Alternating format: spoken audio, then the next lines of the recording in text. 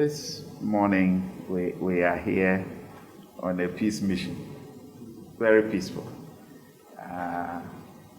We have come, as I have introduced ourselves, as heads of churches of the various associations and groupings in Ghana.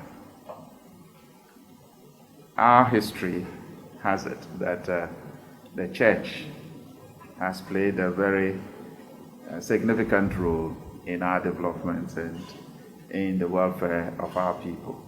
So as major stakeholders, when things become of concern, we are all to take it up and see how best we can find answers and resolutions to it, so that at the end of the day, what we preach and what governance is all about can be achieved, all to the glory of God. Getting to the last quarter of last year, we all experienced what our country has never experienced before, maybe from the very beginning, from the very first month, when we had our parliament as it is now. As you rightly mentioned, whether we have a minority or have a majority, but the hung parliament. When it came to the hilt, when they were about closing with the introduction of the budget and the E-Levy and what went on the last but one day of Parliament, where there were exchanges resulting in some fights and all that.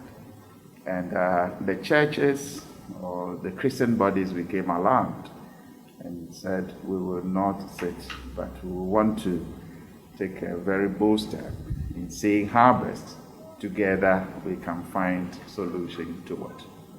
So we have made various approaches. We have met the Minister of Finance, we have met the majority in Parliament, the head, we've met some members of the minority. We also met the Minister of Finance again for discussions. Then our last meeting was with the President of the nation. When we also had a very fruitful interaction with the Speaker of the Right Honorable Speaker of Parliament. And we seen that there are other major stakeholders for whom we need to also make approaches and see how best we can find answers to what is happening to us, looking at all the circumstances and the conditions around us, especially what is happening in our sub-region, not only looking at what is happening here in our country, but what is even around our sub-region. And it became very necessary at our meeting that the series of interventions and interactions, we cannot leave His Excellency, the former president, behind, but to also make a move to see him and see how best we can all have discussions and look at what is happening to us in our country, and if there is a way out by which we can all look at it and come to a resolution. To get a detail of, what our concerns are, you will understand the viewpoint from which we are coming.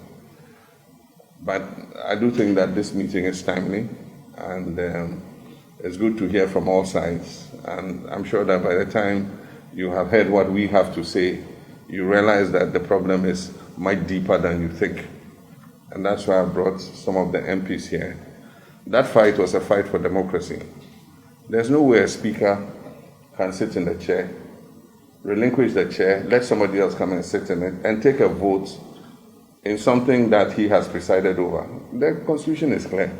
You take a voice vote, ayes or nays. If somebody challenges it, it means that we don't agree with your choice. So you, the speaker, must sit in the chair and do a division. And then you say, I've done the division, the accounting, I'm now going to get out of the chair and let the second deputy speaker who has voted come and sit in so that I can also go and vote. Our Constitution doesn't allow that. And it was felt that our MPs should sit timidly and let them pass this unconstitutionality. It won't happen. And so, yes, I'm happy that that rowdy scene has woken your consciences that you must intervene, because there's a lot that is happening in this country that if we don't intervene, it would upset our democracy. The Fourth Republic has been the most enduring, and we must protect it. And all of us must stand up and protect it. Dialogue is not just the only issue. Dialogue comes from the ruling party. We are in opposition. We have nothing. If the ruling party says, come and dialogue, of course we'll come and we'll sit and dialogue. If you are bringing something like E-Levy, why was there no dialogue before you introduce it in Parliament? It's only after you introduce it and there's a pushback, then you say, come and let's dialogue. But you go and set your 1.75% and then you bring it and say, because there's a pushback, the country is pushing back, the minority is pushing back, then you say, okay, let's dialogue. Okay, I'll give you 1.5. It's like we are negotiating in Makola. E-Levy is not the problem. E-Levy is a symptom of what has gone on for the last 4 years.